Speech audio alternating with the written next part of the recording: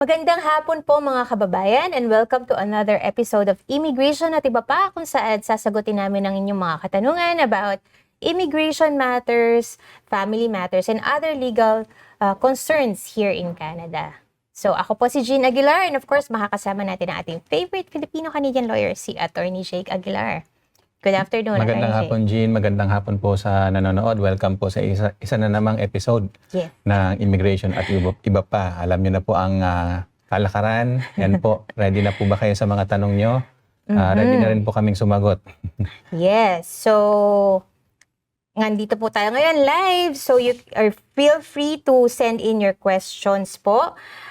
Any questions with regards to immigration or legal matters, family matters, gusto nyo malaman yung sagot, right on the dot, pwede nyo pong tanungin ngayon, today. So mag-send lang po kayo ng questions nyo ngayon at pipilitin po natin sagutin. Pwede rin naman pong bumati at magpa-shoutout. Yes. Ano po?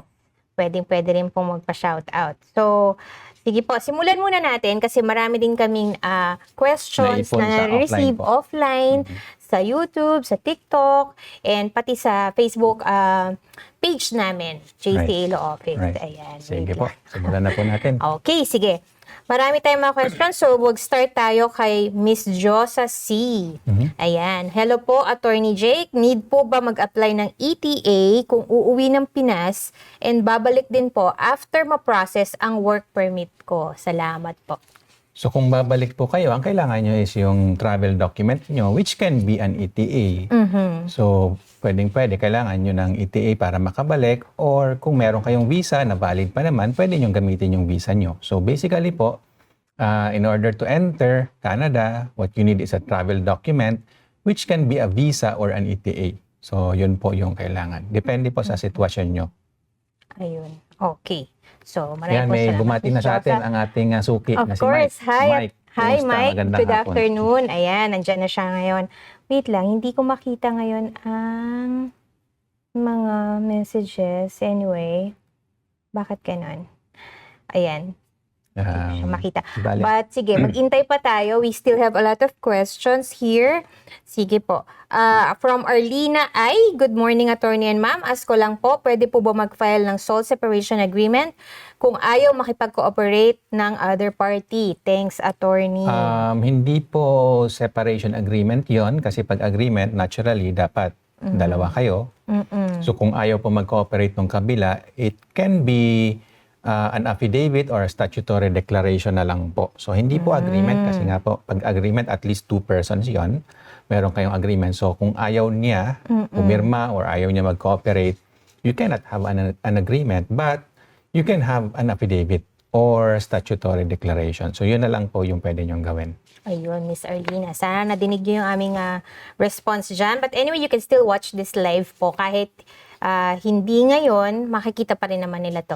Okay? Yeah, definitely. Hopefully, kahit hindi live, nakikita nyo yung mga postings. Yes, yung mga sagot namin sa mga questions Yes, nyo.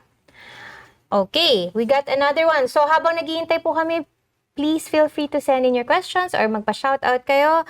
Babasahin namin yung iba pang mga questions na na-receive namin offline. So sige. From JPB, Hi, can I have some of your time? Of course. I just wanted to ask, my PR application is in the portal in process. Will it be affected if I go on vacation to the Philippines? Thank you for considering my question. Yeah, pwede naman pong umuwi. Wala pong problema yon.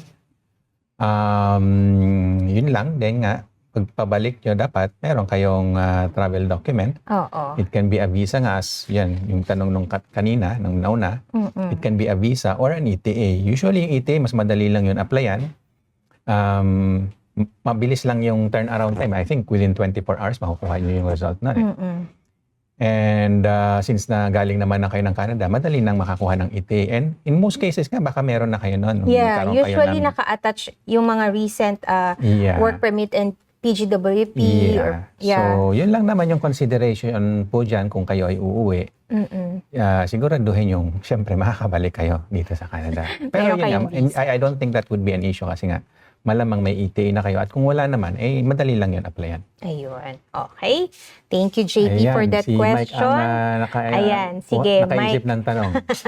Eto, may tanong siya. Basahin na natin. Eto, tanong ko. Kung kaka-PR pa lang ni girl, like 3 months after i-grant, ang ginawa is nagpakasal dating TFW. Muntik na mawala ng status, pero in-apply ang PR, pero bago yun kinasal. Like 2 months ago, before. Loaded question, daming tanong. Pero attorney, alam ko maganda sagot mo dyan. Okay. Para to sa mga mawawalan na ng status. Yeah, tama yan. We actually appreciate yung mga question ni Mike, kahit hindi para sa kanya yon personally. Even if hypothetical, may mga pwede tayong mapulot na impormasyon. Sige, pakibalik nga ulit dun sa kay Mike. Kay medyo Mike. So gusto sabi kong niya, intindihin ng mabuti yung tanong. kaka-PR lang ni girl, like 3 months after Yeah. i-grant. Tapos ang ginawa, nagpakasal sa dating TFW na muntik nang mawala ng status. Okay, yeah. Pero in-apply yung PR bago yun ikinasal. Bago sila kinasal. Like 2 months before. Maganda yung mga ganyan tanong. So ano ba ito daw lang mangyayari? ito lang yung mga considerations dyan. Nung naging PR si girl, dapat na i-declare niya ng tama kung ano yung situation niya, yung marital situation niya. Common law ba siya? Yun nga. So we assume common are we law. in a common are they in a common law relationship at that time? So kung ang answer is yes, then dapat dineclare niya yon. So dapat nga din nakasama yung TFW na muntik na mawalan ng status. Dapat sabay sila supposedly naging PR. Kasi kung hindi, may potential na misrepresentation doon. Sasabihin ni IRCC, ba't hindi mo dineclare? Kayo pala, common law pala kayo. Bakit ikaw lang? Sabi mo, ikaw lang, wala kang wala kang karelasyon. Tapos ngayon, nag-i-sponsor ka, yung sponsorship, dapat, kung common law yun, at least 1 year yung relationship, di ba? Dapat naka-declare. So kung per information na binigay sa atin ni Mike, 3 months ago lang siya naging PR. So, ibig sabihin nga, yung relationship nila, it goes beyond that. Matagal na. Medyo complicated, pero, yun lang. Yung relationship din minsan, on and off, di ba, nangyayari din yun. So, pwedeng ang sagot din dyan, at that time, medyo cool off kami, something like that. Pero, syempre, dapat ito lahat totoo, lahat genuine, hindi pwedeng gagawa lang tayo ng kwento. So, depende sa sitwasyon nung time na yon. Pero nga, it can be a cause for concern. So, mag-iingat tayo sa ganyan. We do have experience sa mga ganyan na nagkaka-problem nga sila by the time na nag-sponsor na siya. Dahil kasi hindi na declare. Yun exactly ang tinitingnan ng officer. Ano ba, kaka-PR lang nito, parang gano'n. Tapos, ngayon may sponsor siya. Ang sabi niya, matagal na sila. So, ba't hindi pala dineclare nung naging PR? So, yun exactly yung magiging evaluation ng officer. So, it can potentially nga cause a problem. But, again, depende sa situation at depende sa pagsagot nyo din. Pero mag-ingat na lang po. Yun, napakagandang tanong po. Ni Medyo Mike. Maraming salamat doon. Okay. Marami na sumunod. Marami na. Sige, simulan Mike, natin. Si Mike lang yung starter. From Gigi, hiwalay na po ako sa husband ko sa Pinas. Mga 20 years na po. Visitor po ako dito. Magpapakasal po ako. Dito, sana po. Paano pong gagawin po? Sa pagpapakasal, so make sure lang syempre na na kayo, wala nang impediment dun sa pagpapakasal. So nabanggit nyo para previously married, 20 years, hiwalay na. Oo. So ano nangyari dun sa marriage na yon? Napa-annul ba? Napa-divorce ba? So dapat na-dissolve na yon bago kayo magpakasal. Sorry. Otherwise, bigamy yun as per Canada, di ba? So yun nga, kahit sa Philippines naman or Canada, at least yan, pareho yung batas. Hindi tayo pwede magpakasal ulit kung meron pa tayong existing na marriage. So, kailangan ma-dissolve muna yung previous marriage. So, yun lang naman po. Yun lang yung masasabi natin dyan. Or, pwede rin naman kayo nga magsama as common law. So, kahit kasal kayo sa iba, pero kung nag-end na yon, separated na kayo, and then nag-start kayo ng panibagong relationship, pwedeng common law nga yun. And ang kagandahan dito sa Canada, recognize naman yung ganong relationship. And it can also lead to like sponsorship. Pwede maging eligible for sponsorship. Yun nga lang, yung relationship nyo, it should be at least 1 year. Yun lang naman. So, pwede pa rin. Ayun. Okay. Maraming salamat, Gigi, for that question. Okay, moving on to Darwin Malabanan. Question po, approved na PGWP at naka-update na rin sa GCKey, pero dahil strike ang Canada Post, Tama po na-delay yan. po yung work permit document. Ayaw accept ng employer yung confirmation from online kasi. May prospective employer para sana makapag-start na sa work.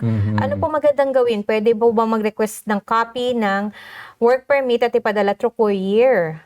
Nako. Yeah, pwede kayo magkaroon ng yan. I understand, yan ang medyo, concern nga natin ngayon. Strike na naman po ulit ang Canada Post. At totoo yan. Pwedeng, buti nga kung delayed lang, minsan nawawala pa mismo sa tagal na mai-deliver. But you can request nga po Another copy, for but another copy. Yeah. hindi natin po hawak kung na pwedeng courier kasi si IRCC ang sila din na nagme-mail mag-decide. O nun. sana hindi na nila ipadaan sa Canada Post. Gawa nga na may problema. At the same time, sana lang din si employer nyo maging considerate din. Alam naman nila na may problem ngayon sa Canada Post. They should be able to accept yung Online na confirmation. other confirmation. Yun lang naman. Kung wala naman silang duda na fake yung work permit mo or something, dapat i-allow nila. Kasi you're allowed naman na, approved naman na. Wala lang yung physical document. So you don't really need to receive it para maging valid yung work mo. Ayun lang. So naka-employer na nga yun. So depende rin talaga sa kanila kung ano yung tatanggapin nila. Pero sana maging considerate din sila. Gawa ng hindi nyo naman na syempre problem na nag-strike si Canada Post. Di po ba? Correct. Okay, maraming salamat dyan sa tanong mo. Nawala na siya, si Darwin Wala ba yata. tayo na-skip? Kanina parang meron yata. Jonald Zapata? Before ni Darwin, wala na ba? Si Gigi. Nabasa Okay, yung, okay. yung ano. Okay. Okay, Jonald Zapata. Kaka-receive ko lang po ng PR confirmation letter kahapon at nag-fill up na po ako ng information form. Nasaan na? Nawala. Sa taas ni JL Magalso. Ayan, information form. Mag-a-apply po.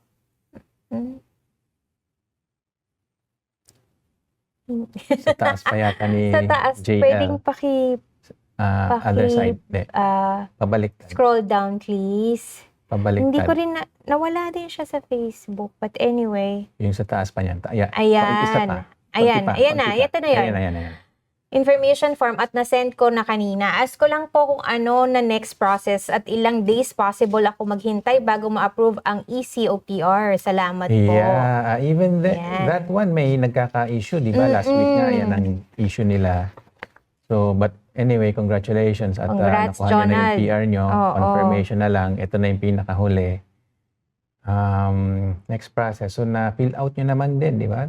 Okay, so yun po, hintay na lang. And if ever follow up na lang din po sa kanila. Yun lang po talaga yung process niyan. And but To add on, sige po.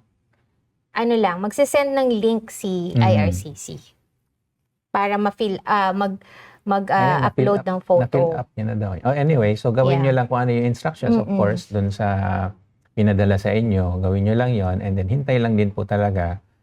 After siguro a few weeks, kung wala pa din, siguro after 2 weeks, kung wala pa din, follow up lang kayo, wala namang masama mag-follow up dyan. So, supposedly nga, mabilis na yung process na yan. And in some cases nga, mayroong delayed talaga. Katulad nung last week, kung napanood nyo po yung episode last week, yan mismo ang concern nila. Ang tagal-tagal na, hindi pa naayos yung COPR. So, nagkakaroon nga po talaga din ng problems ngayon sa immigration. So, totoo po yan. Nangyayari po yan ngayon. Ayan. Okay. Maraming salamat, Jonald, sa iyong question. Okay. Moving on. Ayan, kay JL. Yung nalagpasan yata si JL. Nalampasan. Si Jonald. Okay. Si JL Magalso. Ayan. Attorney, ma-expire na po visa ko this month, October 16. Mag-a-apply po employer ko LMIA and balak ko po mag-apply ng PR. Pwede ko po ba gamitin yung maintain status ko sa pag-a-apply ng PR? Or gamitin ko na po yung work permit ko na malapit na mag-expire? Thank you. Oh yeah, definitely kailangan yung i-maintain yung status. So kung yan, willing naman si employer mag-apply pa ng LMIA for you, definitely tuloy lang nila yan. and then you can apply for a work permit under that labor market impact assessment nga po or LMIA. And normally magkahiwalay nga po yung temporary residence natin at saka yung sa permanent residence. Ibang process yun. I'm not sure what you mean by kung magagamit nyo yung maintain status para sa PR kasi nga ibang eligibility criteria kasi yun eh. Make sure lang na na-meet nyo yung requirements dun sa PR. And in most cases nga, hindi naman talaga din kailangan na nandito kayo sa Canada or may status kayo.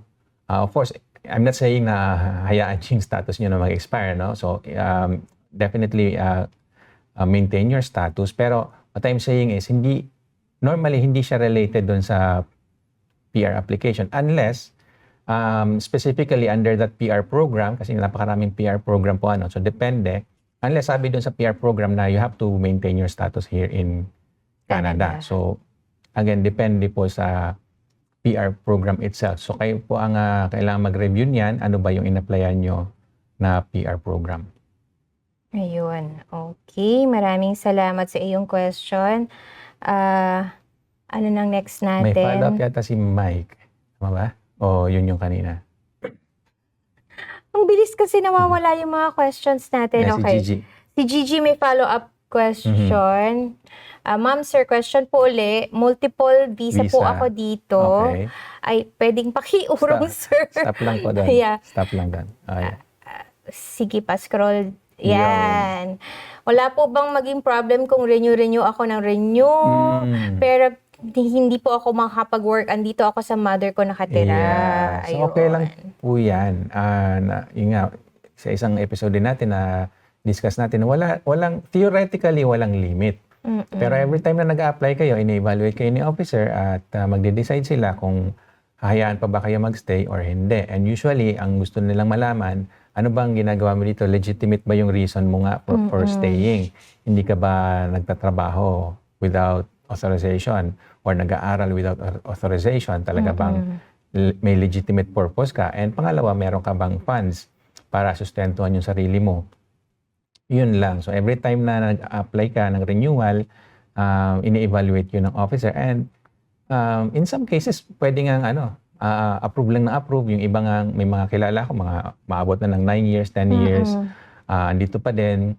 Pero then, at the same time, itong sitwasyon natin ngayon, 2025, medyo nagbabawas din talaga si Government of Canada. Kumbaga, nabanggit na nila yan at nakikita rin natin sa mga approvals ngayon, kumukonte yung approvals. Marami na silang nire-refuse din.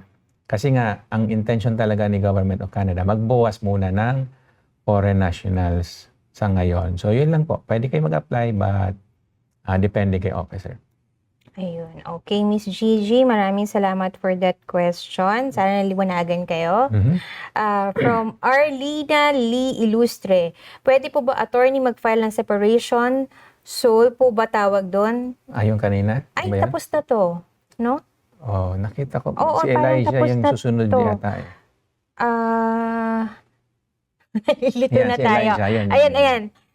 Ay, hindi. Tapos na si Elijah. Yan yung nabasa na natin siya. Yung may... Hindi eh. Ay, hindi Bago pa. to eh. Okay, pwedeng paki-move, Anjo. Balik tayo. Yun. Hello, attorney. Ayan. Hello, attorney. Question po. Kahapon po na-reject, na-refuse yung PGWP application ko. Due to the simple reason na hindi na-upload ng maayos yung self-tip exam results. Because of this, expired na po yung temporary visa ko kahapon. I would like to ask, what can I do next po? Can IRCC change their decision by calling them and I uploaded my self-tip exam result via web form after refusing my application? Or should I apply na for restoration of my status and resubmit my PGWP requirements? So, since nawalan po kayo ng status, restoration na po talaga din yan. And kung yun lang po yung sa tingin nyo, yun lang yung naging problem, yung hindi nyo pag-upload ng self-pip, pwede rin nga kayong humingi ng reconsideration but discretionary po yan, case-to-case basis. Wala pong obligation si IRCC na i-approve yan, but they can if they want. So yun nga, highly discretionary. In some cases, it can work. Depende na rin sa pag-explain nyo at saka depende na rin nga sa officer kung mapagbibigyan ba kayo or hindi. Pero one thing is for sure, I think kailangan nyo pong i-restore or applyan na ng restoration yung ano nyo, yung PGWP. PGWP nyo, kailangan nyo na siyang i-reapply at ipa-restore na din para at least yun kasi yung talagang process dyan. So, yun ang may recommend natin. But at the same time, try nyo din magpa-reconsideration. Mas mabilis kasi yun na process, pero hindi siya official kasi eh. Kung pwedeng i-ignore lang din yun kasi para sa IRCC, pwede lang sabihin, nagdesisyon na kami, tapos na yun eh. Wala nang, final na yun eh. So, you can pursue both na process, restoration at saka reconsideration. Okay. Maraming salamat, Elijah. Ayan. Si Karen Bitagon Alcon. Hi po. Pwede po mag-ask regarding po sa pinsan ko po. Separate na po sila ng girl ngayon. May present GF po siya. Pwede po ba niyang sponsoran, attorney? Separated sila nung girl. Okay. Sinabi ba doon kung kasal or what? Hindi naman yata. Hindi na. Pero anyway, kung may bago na siyang kinakasama, nagsasama sila bilang mag-asawa, no? So tawag na nga natin common law. At saka at least 1 year na yung relationship na yon, pwedeng sponsoran. So yun lang naman po yung basic requirements na syempre din at the same time, kailangan ma-convince natin si officer na genuine yung relationship na yun at saka yung relationship niya dun sa una, wala na yon. Kung ano man yun, whether kasal sila or common law din sila nung nauna, dapat mapatunayan niya na nagtapos na yung ganong relationship. Okay, maraming salamat dyan sa question mo. Ayan. Si Gigi ulit. Makakabalik po kaya ako dito sa Canada pag umuwi ako ng Pinas kahit round trip ang ticket ko at multiple visa? Yung maganda rin tanong yan. So, of course, makakabalik. Pero same thing, discretionary po ulit yon kung makakabalik kayo. Ganito po ang sitwasyon yan. So, una, pagbalik nyo, kailangan nyo ng visa or ETA. So yung ETA, madali nga lang yun applyan kasi lalo galing na kayo dito sa Canada. I think na eligible kayo doon and yung turnaround time yan, mabilis lang. So yun ang applyan nyo muna. Ngayon, pagdating nyo dito sa Canada, may dadaanan ulit kayong immigration. So ito hindi natin masyadong napapansin pagka lumapag yung eroplano, no? 'Di ba dadaan tayo sa airport? 'Di ba may immigration doon? Minsan mabilis lang, tsaka minsan hindi na tayo nagpe-pay attention doon. Pero ini-evaluate kayo ng officer doon. Minsan nga nagtatanong sila, di ba? Kasi nga gusto nila malaman, ano ba yung reason mo ulit? Ba't ka nandito na naman? Legitimate ba yung reason mo? Baka may ginagawa ka ng hindi maganda or baka nagtatrabaho ka na. So yun, ini-evaluate yun ng officer. At same thing, yung funds, ganun pa rin. Titingnan kung may enough funds ka ba, etc. etc. So even if nakadating na kayo dito sa Canada, pagdating sa airport, pwede kayong pauwiin kung meron silang enough basis for that. Pero bihira yon at usually binibigyan kayo ng up to 6 months din. Pero minsan, less than that yung ibibigay sa inyo. Pwedeng 1 month lang, pwedeng 15 days, 10 days. Depende nga din sa evaluation ng officer na nasa airport. So yun po yung kumpletong sagot doon sa tanong ninyo kung makakabalik. At least malaki yung chance kasi wala naman kayong violate na anything. Pero again, tanungin nyo rin sa sarili nyo, why do you have to be here in Canada as a visitor? Ano pa ba ang kailangan mong gawin? Marami ka pa bang gustong bisitahin na mag-anak, kaibigan, or mga lugar? May funds ka ba para bisitahin sila? Those things po kailangan nyo sagutin later on pagka tinanong kayo. Okay, marami pong salamat sa question nyo. May nagsabi na lagpasan daw po yung question nga, baka may nalagpasan tayo. Kasi po ma'am, ang bilis talagang umandar. Hindi namin nakita. Kasi pag may bagong Hindi ko tanong, din nakikita. tumatalo na siya. Oo But that's okay, babalikan po natin. Babalikan po natin yan, don't Sino po ba worry. Kung hindi po masagot Or ngayon. I-repaste nyo na lang siguro para babalik kayo dun sa pinakahuli. Kasi hindi po, kahit ako hindi ko makita dito. Dadaanan po natin isa-isa. Tingnan po natin kung sino yung susunod. Babalikan natin kayo kung sakasakali. Ayan, si Doreen. Si Doreen, tanong po, pwede ko po ba i-apply ang nobyo ko dito sa Canada? Kakatapos lang annulment niya sa Okay. Pinas, tapos yun sa amin ng ex ko, Mm. hinihintay ko rin yung divorce paper Okay, ko. okay. Ang good thing, since 2021, Common law na common law ng ko. status ko sa Okay. CRA. So at Ano least po, dineclare niya. Okay, good. Ano So po ito dapat naintindihan ko yung tanong. So, nobyo niya nasa, I would assume nasa Pilipinas. So at least na-declare niyo na sa CRA 2021. So tapos yung mga relationship niyo nga doon sa mga previous partners or spouse niyo, nag-end na yon. So ngayon, kayo na yung couple, sabihin natin gano'n. Pwede, pero of course, again, kailangan nyo i-convince si officer na genuine yung relationship, so nandoon palagi yon. At saka yung level ng relationship nyo, clarify ko lang po ulit, dapat marriage-like ang tawag natin. I understand, ang tawag natin minsan yun nga, nobyo or boyfriend or girlfriend. Technically, hindi yun sapat, hindi enough na kayo, sabihin natin gano'n. Dapat yung medyo malalim yung samahan ninyo, ang turing nyo sa isa't isa is bilang mag-asawa. And it's just that at this time, hindi nga kayo pwede magsama kasi nasa Pilipinas siya, kayo naman nandito at malamang wala siyang visa para makarating dito sa Canada. So yun yung tinatawag nating impediment at hindi rin nga kayo pwede magpakasal kasi as you mentioned, meron pa kayong pending divorce. So yun po yun, conjugal partner sponsorship ang tawag natin doon.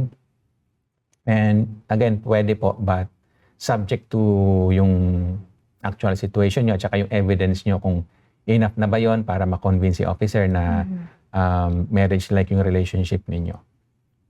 Okay, marami pong salamat sa question nyo. Si Mark Consul Alberto, attorney, ask ko po, visitor po ako. Kung makapagpakasal po kami ng GF ko, ano pong sunod ni apply ko? Salamat. Visitor. Visitor siya, pero yung girlfriend, Lamangan dito, yeah. I assume yung girlfriend mo, siya yung PR or citizen, ano? Kasi parang doon papunta yung tanong. Yeah. So, pag nagpakasal kayo, pwede kayong i-sponsor. Yun naman, hindi na kailangan maghintay ng 1 taon pag kayo ay married. Wala nang waiting time na 1 taon. Hindi katulad nung sa conjugal sponsorship or sa common law sponsorship na kailangan nyo maghintay ng 1 taon. Pag married kayo, wala nang hintay-hintay. Ang kailangan nyo lang, basically, yung marriage certificate, syempre, para may proof kayo na kinasal nga kayo.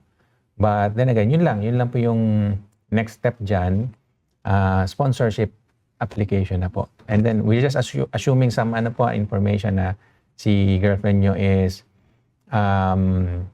PR or citizen. And yung relationship nyo nga po is, kung ikakasal kayo, di married na nga. So yun na nga po yan. Pwedeng i-sponsor kayo pag kayo ay kinasal na. Okay, maraming salamat sa question mo. From Princess Rolly Emance, hi attorney, ano pong need para ma-exempt sa CGT dito sa Canada for property sold in okay. Philippines? Iba to medyo hindi immigration yata. Ano yung CGT? Tax? Is it? Ano nga ba yung CGT? Sige po, Hanapin pakilinaw na lang natin. natin yon para lang CGT sure tayo at hindi meaning tayo mag-assume. capital gains Okay, tax. capital gains. Okay. Exempt sa Canada for properties sold in the Philippines. Okay. So, ganito po ang kalakaran pagdating sa tax dito sa Canada. Kung kayo ay resident ng Canada or yung PR or citizen ng Canada, kailangan nyo magbayad ng tax even if kinita nyo yon from outside of Canada. So, within or without Canada, basta kayo ay may income, kung kayo ay resident ng Canada or citizen ng Canada, kailangan nyo magbayad ng tax. So, unfortunately, hindi kayo exempted doon. Pero kung meron kayong tax na binayaran sa Pilipinas, pwede nyo magamit yon as tax credit. Ibig sabihin, para bang liliit na yung babayaran yung tax dito sa Canada kasi nagbayad na kayo ng tax doon sa Pilipinas kung nasaan yung property. Medyo complicated po ito, no? Mga tax matters, lalo na dalawang jurisdiction yung pinag-uusapan natin, Philippines and Canada. But yung short answer dito is hindi po tayo exempt kung tayo ay kino-consider na resident of Canada or citizen ng Canada. Ayun. Okay. Maraming pong salamat, Princess, for that question. Si Gigi ulit. Ano pong medical and multiple visa pag nag-extend po? Okay. So yung multiple visa, assuming yun nga, yung visa niya, multiple entry. So kung valid pa naman yun, pwede nga po kayong bumalik sa Canada. Pero yung pagpasok nyo, pag nasa airport kayo, pwede kayong tanungin nung immigration officer doon. I think yung question niya is medical. So yung medical po, usually naman, good yan. I think maximum of 5 years. So kung meron na po kayong previous medical, you just need to attach. Usually hindi na nila kayo tatanungin kung kailangan niyo pa ulit magpa-medical. But if you're going to apply again for a visitor record, i-attach niyo po yung previous medical report niyo. So yeah, sa record naman na po yun. So kung if ever kailangan ng panibagong medical, pwede nyo nang gawin dito yon habang kayo nasa Canada. So papapasukin naman kayo doon kasi may visa naman kayo. Okay. From Karen Bitagon Alcon. Wala po silang anak doon sa girl attorney. Ngayon magkasama na sila ng GF niya sa isang 1 year na po. Salamat So ito po. yung about sponsorship din. Oo, kasal po sila sa So yeah, Pinas kung ng 1 year na sila, then yun nga po, pwedeng sponsoran. Ano yung kaninang tanong? Sabi may anak or what? I'm not sure kung relevant yon yung pagkakaroon ng anak. Pero kung 1 year na yung relationship nila at yun nga, kung common law or conjugal yung relationship, pwede pong sponsoran na. Okay. From Monsi Zap, attorney, na-decline ng uncle ko sa points ng family connection. However, my uncle wrote to the officer that he will give his 100% support. Nag-appeal kasi kami. May chance kaya na ma-reverse ni AAIP officer. Atlantic, Sinama na rin support letter ng kaibigan. Naku, hindi ko makita yung Timor. Ayan, decline Ayan. kami sa family connection. Okay, so na-decline na ang sa points ng family connection. AAIP, baka Nag-appeal. Atlantic Program. May chance ba na ma-reverse ni officer? Pwede, pero kaya lang kailangan nating alamin yung buong history nitong file para natin masagot. Ang tanong lang dito, tama ba si officer? So yun po, if ever na magpa-consult kayo nito para makita yung buong file ninyo, ang tanong lang, tama ba yung desisyon ni officer? Kumbaga, wala ba siyang mali doon sa interpretation ng law, for example, tsaka nung application ng law? Kung tama siya, pwede kayo mag-appeal, pero yung chance mababa. So, yun lang po. Medyo technical po kasi ang immigration process. So, yun po. Kailangan nating i-review ng maigi yung file para makabigay tayo ng mas accurate na sagot. Ayun. So, if you wanted to get in touch with us, andyan po sa screen ngayon yung contact details namin. So, you can either give us a call at 1-855-522-5290 or mag-send po kayo ng message sa Facebook, direct message, or get in touch with us via our website, www.filipinolowyer.ca. Okay? So, marami pa yatang, I dami know. ng comments. 26, tama ba yan? Hindi natin nakikita lahat, pero yan, sige. Isa-isahin na natin. Oo. Si Jaylin Vinta de Mesa, I already received my PGWP and now working as a food service supervisor. What is the potential pathway I can apply? Do I still need JAL? Job. Ano yung JAL? So, yung regular pathways naman po is either nga express entry or yung mga nomination or yung RCIP or yung Job. categories. So, yun po yung parang dekahon na sagot sa mga ganyan kasi we do get a lot of questions like this na okay, saan ba tayo o pwede? Sa express entry, pataasan lang talaga ng points yan. Usually Canadian experience class. Kung nakapagtrabaho na kayo tier 3 or up dito sa Canada for at least 1 year, eligible na kayo para sa express entry. Pero nga pataasan ng points, nasa 500 usually, which is napakataas po nun.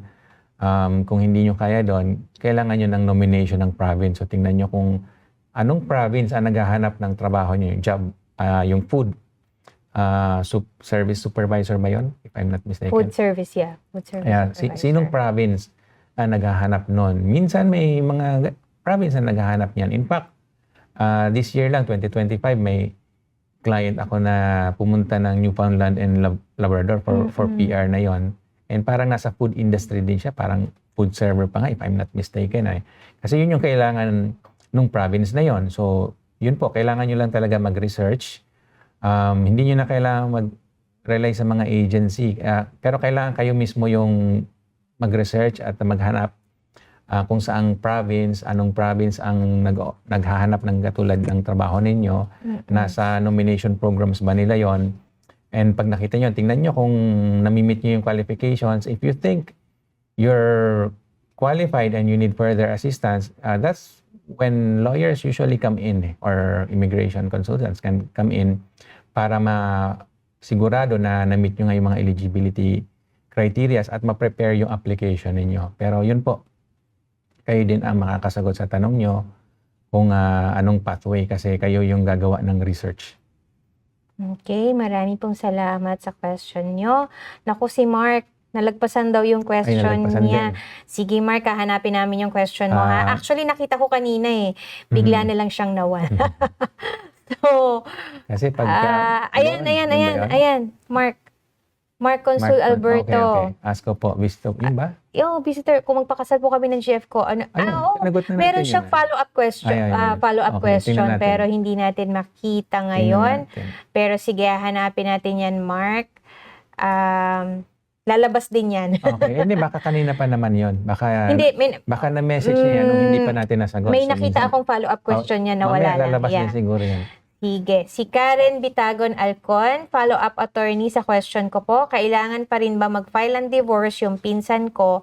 Kasi sabi ng girl, ayaw daw pumirma sa divorce. Attorney, what is the best way to do? Maraming salamat po. Follow-up question, kailangan pa rin mag-file ng divorce. Okay. Sabi ng girl, ayaw pumirma sa divorce. Attorney, what is the best way? Oo.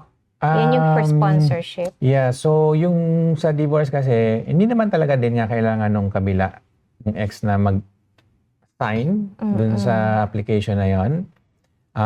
Kung cooperative siya, okay, maganda. Pero kung hindi naman, hindi naman mapipigilan yun na mag-file ka at ma-approve yung divorce mo. Medyo tatagal lang ng konti.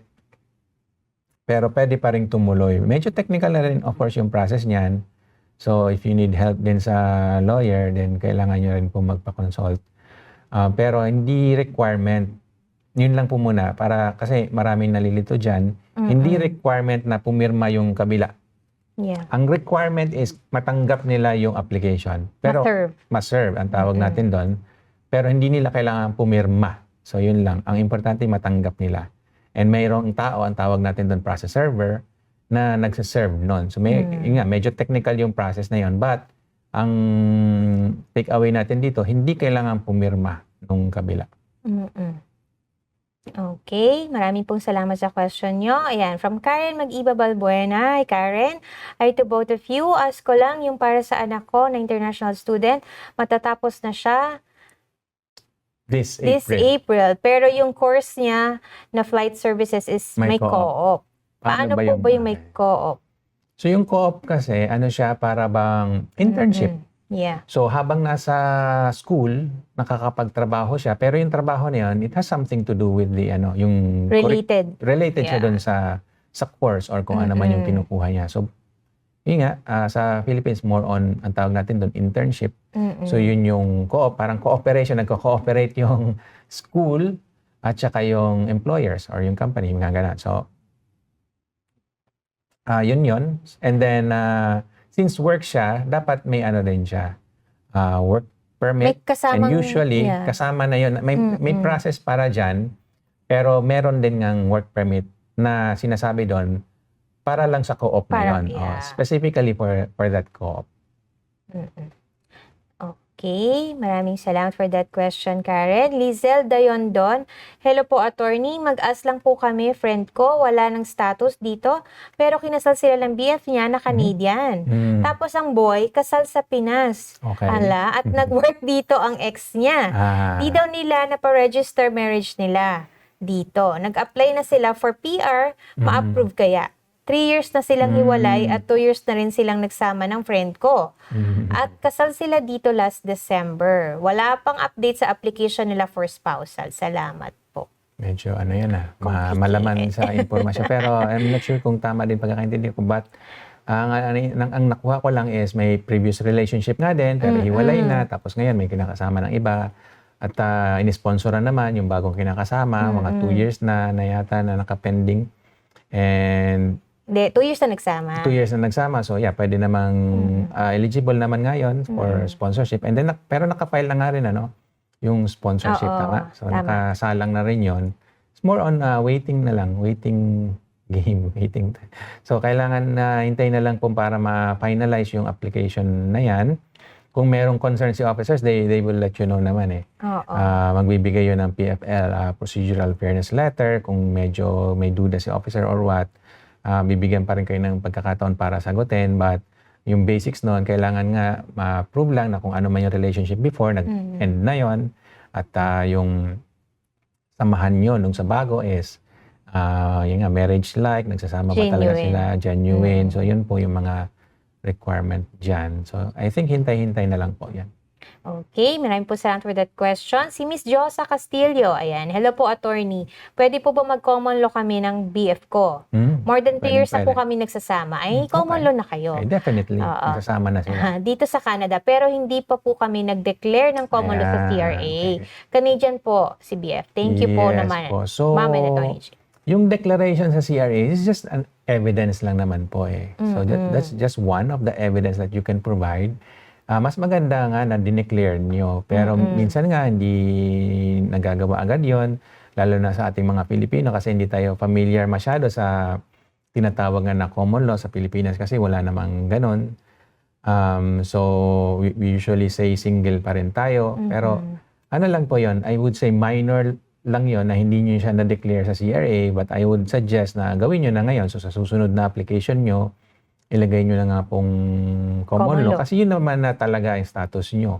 So importante nga din na dinideclare nyo yung tamang status nyo. So yun po, pwede na kayong sponsoran, 3 taon na po kayo. So lagpas na dun sa requirement na 1 year. Yung hindi pag-declare sa CRA, it's not a big deal. Marami pang evidence na pwede nyo i-provide. Photos, support letters from family and friends. Marami pang iba. Tsaka yung the fact na nagsasama na nga po kayo. Kung may proof kayo niyan, like yung mga billing address nyo ba, dun sa isang bahay lang, or kasama ba kayo sa lease, or dun sa title dun sa bahay. Those kind of things. So marami pong pwede pang i-submit. Aside from the CRA na nagsasabi na kayo ay common law. Okay, maraming po salamat Miss Josa for that question. From D. Jane, hi attorney, nag-apply po ng PR under HNC. Current status is on visitor record. Is there any way to transition to work permit status? May exemption po ba sa PR applicant with visitor record status? Salamat po. So yan, okay ba nga po ulit yung PR tsaka yung temporary residence natin. Yung PR, may application siya for PR under HNC. Naka-visitor record siya ngayon. And yung sa work, ano ba yun? Tinatanong niya kung meron bang exemption, pwede siya mag-apply ng work permit. Okay, so yun nga, hindi porke may PR application is mabibigyan kayo ng work. Unless, yan, depende sa PR program nga po, may mga program na mayroong bridging work permit. Pero I don't think it applies in your case kasi naka-HNC kayo, ibang program yon at hindi yun nagbibigay ng work permit while that PR application is pending. And in most cases, wala. In most cases, walang work permit na binibigay sa mga nakasalang na PR applications. In most cases, wala pong ganap. Okay, maraming po salamat for that. Ayan na yung question ni Ayan Mark na. Consul. Okay. Attorney, follow-up question po uli. Yun nga po, makakapagpakasal na kami ni GF ko. Citizen po siya dito. Yan. Andito din po ako as visitor. Okay. Ibig ko po Sabihin, ang i-apply ko po ba after ng kasal namin is PR or spousal open work permit? Magandang tanong. So, PR muna. Oo. PR muna tayo kasi i-sponsor nga po kayo, no? So, PR muna. And then yung spousal open work permits, Canadian siya. Yung PR, yung program na yan, spousal sponsorship, merong work permit dyan. So, yun yung spousal open work permit na sinasabi nyo. So, kung kayo ay visitor, meron kayong status, pwede kayo mag-apply ng spousal open work permit. Under yan ng PR program na yan. So specific yan para sa PR program na yan. Pwede kayo magkaroon ng spousal open work permit pag kayo ay naka-receive na ng AOR, Acknowledgement of Receipt. Yes. Yun lang, mabilis lang yun matanggap. Kasi yun yung unang-una yung matatanggap pag kayo ay nag-submit ng application. For the spouse. Yes, and kung may status nga po kayo, pwede nyo nang applyan agad ng work permit. So yan, in this particular case, pwede yon. Pwedeng mag-apply ng work permit dahil meron kayo nakasalang na PR application. Case-to-case basis, para yan. Pwede po sa inyo. Okay, so submit mo muna, Mark, yung iyong spousal application, and then once you get the AOR, spousal open work permit. Okay? Ayan, salamat po kay Ms. Josa. May stars tayo. Tama ba yan? Nagpadala ng stars si Ms. Josa. Thank you. From G. Kalimlim, hi, Attorney Jake. Can my accompanying dependents still travel inside Canada? But medical already expired. They still have student visa with valid open work permit until October 2026. I'm HSW and still process my PR So application. nakasalang pa yung PR, HSW, and teka na, Ay, wala. pwedeng Sumahol. urong muna. Ayan. Okay. Accompanying dependent. So, naka-declare siya as accompanying dependent. Travel inside Canada, yes. So, ang issue lang is nag-expire yung medical. I think that Okay should be lang fine. naman. Meron namang yung visa ang kailangan niya. Oo. Student visa, tsaka valid open work permit until October 2020. So, mukhang pwede pa. If ever yung sa medical, dito nyo na lang siguro gawin. They would request for that kung kailangan. Yeah, they would request for that. Ang importante po more on sa visa. So, pwede po siyang maka-travel dito sa Canada. Okay, marami pong salamat. Okay, parang G. marami pa tayong kailangan Oo sagutin. nga eh. You Sige, we comments, can 34, move. Parang dumadami lalo. I know. Ay, from Shout Arlina. out po. Ito na lang. Ayan, si Miss Arlina. Shout out po Wala ako. absent. Okay, salamat po Miss Arlina. Yan, God shout bless out po. you din po. Thank you po for always watching us. Okay, from Salamat. J. Vin Solomon. Hi, Attorney Jake.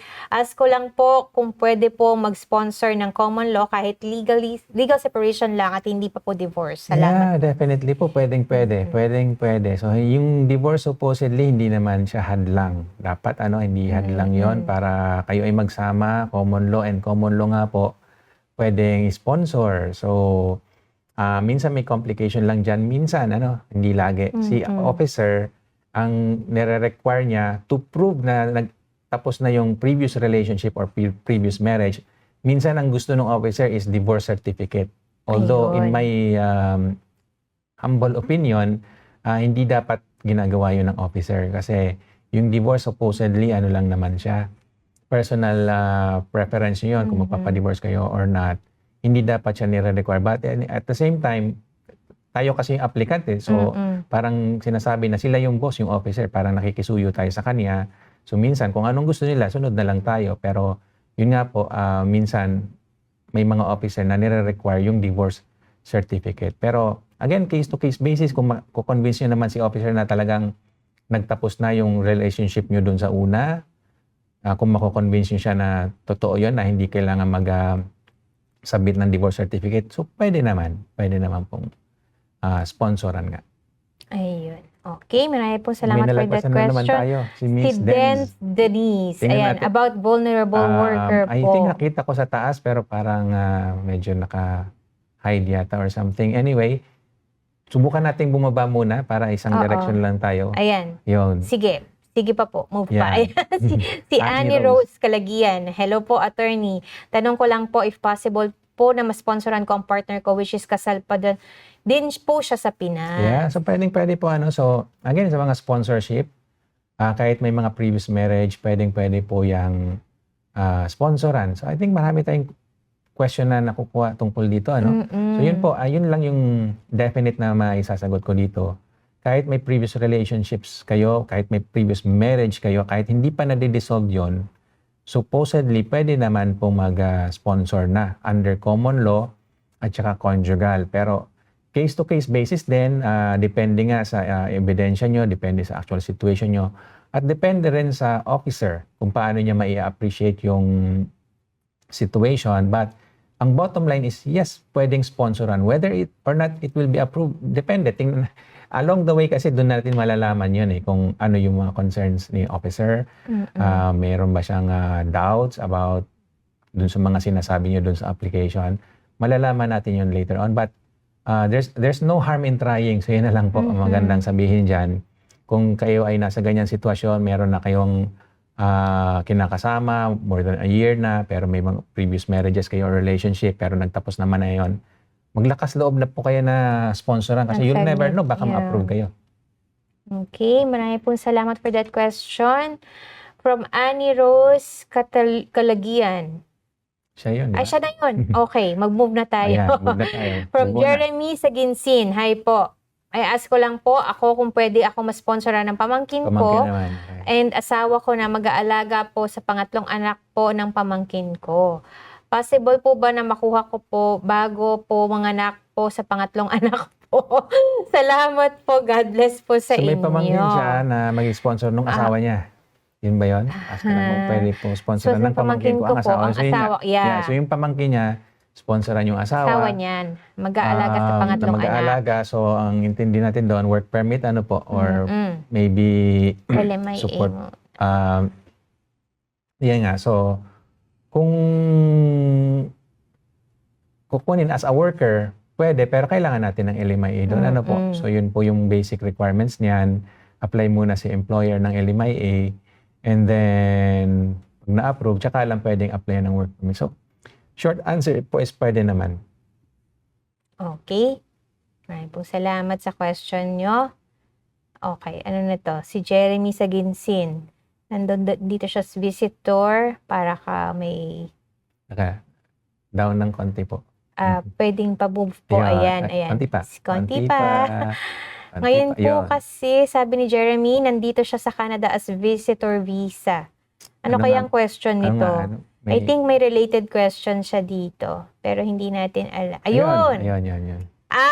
Siya yung sa sponsoran ng Si pamangkin. Okay. pamangkin. Ngayon po, kasi nandito po ako sa Canada as visitor. Yeah, okay. So nasa Canada kayo as visitor, pero ang tinatanong nyo doon para sa asawa nyo po, na siya ang isponsoran ng pamangkin nyo. So pag sponsor nga, in your case, I think what you mean by that, i-hire siya as a worker para makarating siya dito sa Canada. So pwede yun, kaya lang kailangan na po ng LMIA doon.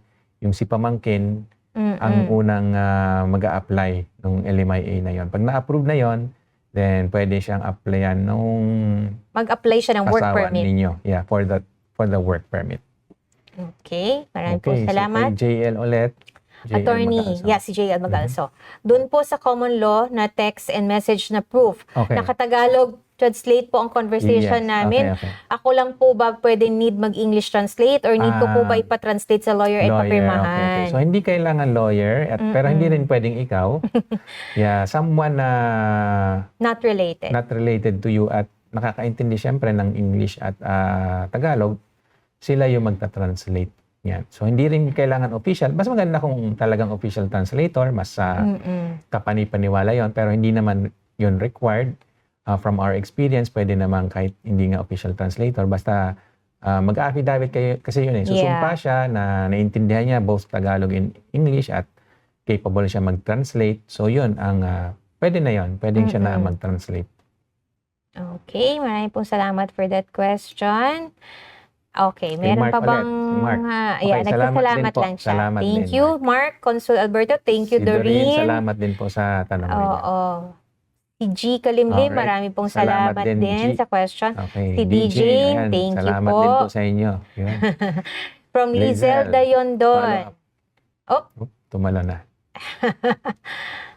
Ayan, si Lizel. Follow-up question po, attorney. Pag-apply nila ng spousal, hindi daw siya sinabi sa consultant na kinasal siya sa Pinas. Makita kaya ng immigration ng marriage niya sa Pinas? Possible. Possible po kasi si immigration, lagi siyang nag-investigate. Yun ang trabaho niya. At may connection po sila sa Pilipinas. By the way. Meron silang connection sa government of the Philippines. Minsan nakukuha nila yung mga ganyang information. So yes, ang sagot po natin dyan, possible po na malaman na may marriage siya. So medyo maselan itong sitwasyon na to, kasi pwedeng maging misrepresentation. Depende na lang paano nyo siya maipapaliwanag kung ano man nangyari at ba't hindi nyo nga ba dineclare yung marriage na yun. But anyway, to answer your question po, yes, pwede na lang malaman po. Okay. Maraming po salamat, Lizelle. Annie Salamat Rose, po, thank Miss you po, Annie attorney. Rose. Salamat din kay Jeremy. Si Javin. Tsaka kay Javin. Yan. Okay. Si JC Hernandez. Kung makahanap po ako ng PR pathway from other provinces, attorney, mas maganda pa din ba na dalhin ko mga dependents ko? Or mas maganda na mag-apply muna ako ng PR, then sponsor na lang tanong later? yan, JC. Depende sa inyo kung kaya nyo na siyang dalhin dito. Sila. Definitely may advantage. So kung kaya nyo rin lang, gawin nyo na. Kasi para isang application na lang. Kasi pag naging PR, total dineclare nyo na rin lang naman eh. Ito kasi whether or not accompanying sila, no? Kasama sila sa inyo or sa Canada as PR, i-declare nyo pa rin sila. Magsasubmit pa rin naman sila usually ng mga documents nila. So ganun din naman eh. So para isang trabaho na lang, isang pagora na lang, isama nyo na sila as accompanying para PR na rin sila. Kailangan lang nga nila syempre pumunta dito. Kesa yung sabihin nyo non-accompanying, later on sa sponsoran nyo sila, dalawang application yon, dalawang pagod yon, dalawang bayad din usually. Syempre kung mag-hire kayo ng lawyer or consultant, dalawang beses kayo mag-apply, dalawang bayad. So mas maganda na isahan na lang kung kaya nyo rin lang naman. Kasi usually ang concern natin dyan na naririnig, hindi ko pa sila kaya eh. Parang but okay lang din kasi if hindi nyo pa kaya, at least papuntahin nyo sila dito, patungtungin nyo lang ng Canada para lang makuha nila yung PR na yon. At kung talaga hindi nyo pa kaya, pabalikin nyo muna sa Pilipinas and then at least PR na sila, nagland na sila eh. So makuha na nila yung PR status nila and then pabalikan nyo muna sila sa Pilipinas kung hindi pa kayo ready na dito kayo magsama-sama. No? Pero in most cases, I would suggest po na isama nyo na sila as accompanying para isang application na lang. Okay, JC, maraming salamat. Maraming din po kay Sue. salamat. Si Sue. Hello, Maraming Ma'am Jean and salamat Attorney din. Jake. More power to your program. Maraming salamat, din, Miss Sue. O yan, Okay, din tayo. nabasa pa natin lahat ng questions. Nabasa po lahat. Ano? Oo, nabasa yung po. hindi, pasensya na at medyo, medyo marami nga pong nagtanong. Ang bilis ng pangyayari, nawawala po talaga. At saka medyo naubusan na rin po tayo yata ng oras. Meron pa tayo actually 2 minutes. Is it? Nakikita ko dito eh. Anyway, yan. Meron pa naman po tayo ulit next week. Next week po. Advance Happy Thanksgiving. Sa Monday po, Thanksgiving. So, holiday dito sa Canada. But we will be back again on Wednesday. Ayan, may humabol po. Si Glizan Hikana. Sir Attorney, good day. Inad ko po as dependent yung spouse ko. Paano ko po malalaman if na-add na siya and kung pwede na po i-apply ng open work permit? Under po ako home support pilot. God bless. Home support pilot, independent. Saang... Paano malalaman kung in-add siya? Teka. Sa portal nyo, malamang. Nakikita doon. Yeah, kung kayo mismo ang nag-submit na application, makikita nyo yun doon. If not, kung meron kayong representative, tanong nyo po doon sa representative nyo. Ito po, last na po kay Mr. JL Magalto. Attorney, wala po bang maging problema? Nung nag-apply po ako, student visa dito sa Canada, dineclare ko yung school na natapos ko sa Pilipinas. Ngayon po, mag-a-apply na ako ng LAMIA at PR, hindi ko na po i-declare yung school na natapos ko sa Pilipinas. Bale, wait lang, may Seymour. Anyway, at least, kahit doon, pwede nating sagutin ng konti. Ay, teka, ito makikita ko dito. Bale, din? inalis ko na po sa resume at apply ko sa PR ko. Ang dineclare ko na po is yung natapos ko dito sa Canada. I think hindi naman masyadong material ito. Pero yun lang kasi sa mga timeline eh. Yun eh, may timeline, di ba? Sagutin nyo yung timeline na yun. So, dapat lang, accurate din yung sinasabi nyo doon. Pero, at least, I don't see it as material ba? Ibig sabihin, hindi siya malaking bagay. Pero, it seems na okay lang. Pero, ano lang din, ito yung dekahon na sagot natin. As much as possible, maging truthful and accurate tayo dun sa information na, kumbaga buo yung information. So kung may natapos kayo or what, ito yung ginawa nyo at this particular period, i-report nyo yun. So usually lang hinahanap ng IRCC yung education nyo at saka yung work experience. So bigyan nyo sila ng buong information. Pero at the same time, I don't think na material yung hindi nyo pag-declare. Pero, But to add on to that, attorney, kasi kailangan, dapat maganda sana kung i-declare nyo din yung natapos nyo sa Philippines kasi may additional points yan actually. Kung Right. Right. magpapa-assess yun nga, kayo, educational as much as credential possible po, nyo. i-declare nyo na lang lahat. Pero kung nagkamali lang kayo, I think in this case, okay lang naman din. But be ready to explain na lang din po later if you have to. But for now nga po, I don't think it's a big deal na hindi nyo na i-declare.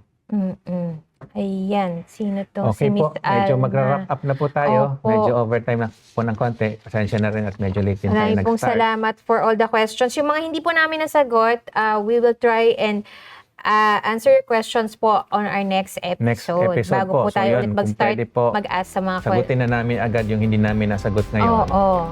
Para at least kayo na yung una next Si time. Miss Alma Garrido. Sige po, next Hopefully, next week. manood po kayo next week. Oo, para sasagutin namin kayo na po agad yung ang question sasagutin nyo. natin. Okay? Maraming pong salamat for joining us again today. And sa susunod na episode po, next Wednesday, magkita-kita po tayo ulit. Thank you. See you again next week po.